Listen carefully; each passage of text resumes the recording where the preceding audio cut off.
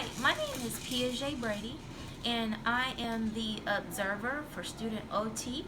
Student OT was observing two settings in her gym class and in her reading class. And the stakeholder that I have here with me is Mr. Johnson, and he is her instructor for reading. So, first off, I do want to start this assessment off by talking about her first assessment that I actually ran on her. Student was found to be disruptive in class and bothering other students. Student was told to sit down several times. Uh, Communication was by the instructor to me was that students' reading grades have went down tremendously because the student was being so disruptive in class. And also, Mr. Johnson advised that you did advise that the student misinterprets a lot of bodily and hand gestures as well. Now, from her first assessment, with students, sometimes we do have to give positive feedback just to let them know, like, hey, this is the right thing, this is the right way to do this way. Of course, right. Please don't do that. But sometimes students need positive reinforcements to encourage them to do better. So whenever a student OT asks questions and sit down and ask questions, and instead of being disruptive, student was able to pick a prize from the treasure box, and when she got a good grade, she actually got a shiny sticker.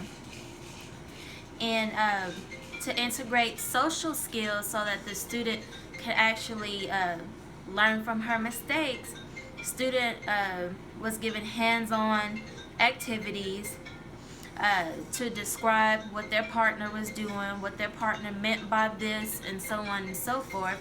And also, Mr. Johnson did think, pair, share exercises with the student so that the student was able to sit side by side by their partner and to be able to feed off of each other's thoughts about the assignments.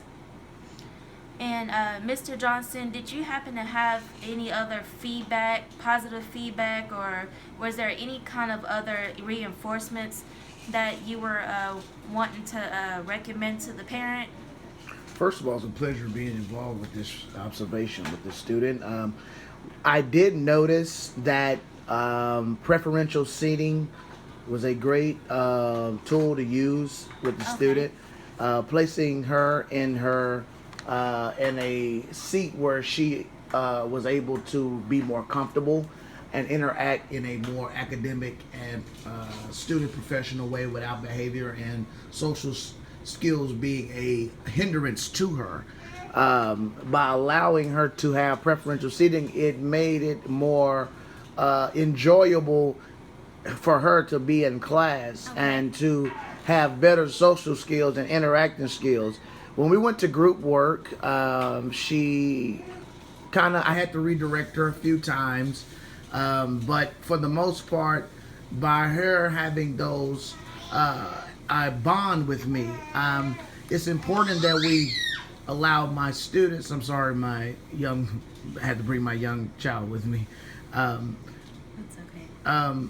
What I noticed that when by her having a relationship with me, she was able to trust me more, and I feel like that is a component that teachers must do. Learn how to gain trust from each student. Every student should be treated differently in order to get the best academic and social and behavioral performance as possible. So me and getting a relationship has really helped her performance in my class, and her total development has been successful by that. It was mentioned that we get a BIP started for her. Yes, definitely. It was started, but in my observation, behavioral intervention plan, yes. But from my observation and being a teacher for going on 5 years now, I really do not recommend she needs a BIP. So I believe that if we do these interactions and observations.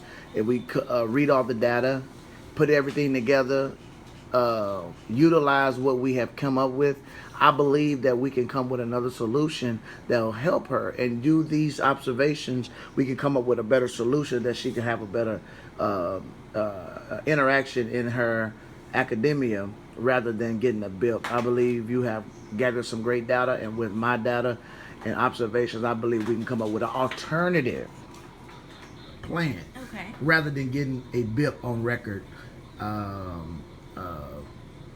Because her teacher made assessment that was given to you. It does show that she does have a good like on worksheet. She has a good understanding of what hand gestures and bodily gestures are and what they mean.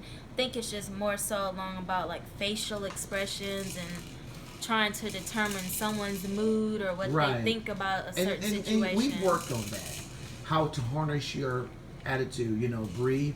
And another thing too, we have utilized cool down time. She is allowed, when she gets frustrated, she is allowed a 2-minute cool down period where she's able to go outside, get some water, get refocused, and then come back to the class ready to work. And that tool has really been helpful in her performance and her overall achievement. So please, the cool down method, we need to put that in her IEP or wherever assessments, we need to put that in there, because I've noticed that has been able to really, really help her cool down period. Well, since she is making tremendous progress, I do think that maybe doing a curriculum-based assessment once a month would be I believe she'll be able the best thing to do. She'll be able to concentrate and since her grades have come up tremendously as well too, I think that we will talk to the parent and let them know about the positive reinforcements that she needs, just to let her know that she is doing a good job and just to encourage her even further. All right. Well, I have to wrap this up. I appreciate you all including me in this observations assessment over time with this student. I've learned a lot with her. I believe that she will make it.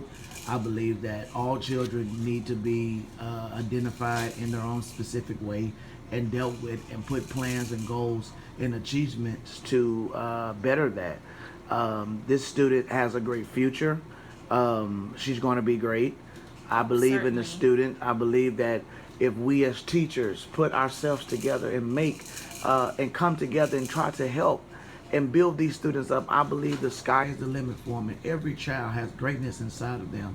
And I believe that it's teachers like you, Ms. Brady, that help students, that are engaged, that show a love and concern. And when a student knows that a teacher cares, they will go that extra mile and make a turnaround in their social, academic, as well as behavior. And I believe that we have done this with this student. Thank you for letting me be a part of this observation assessment over these few weeks.